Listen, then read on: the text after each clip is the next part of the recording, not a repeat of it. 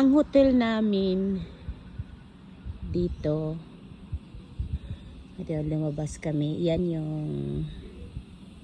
yung pangalan ng hotel. Diyan. Na tinatayuan ng asawa ko. Pupunta kami sa church ngayon. Ayan, nagbabasa muna siya ng Bible. Papunta kami ng church. Yung church, nandito lang sa harapan ng hotel namin. Ayan yung church, oh. Ayan. Diyan lang. Maliit na church. Pero at least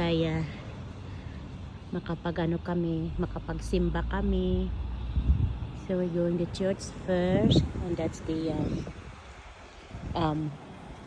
church there.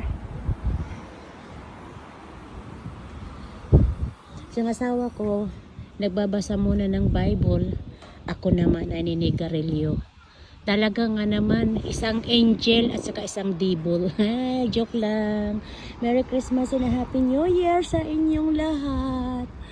Ayan, yung ox na yan ang inistihan namin. Thank you for watching.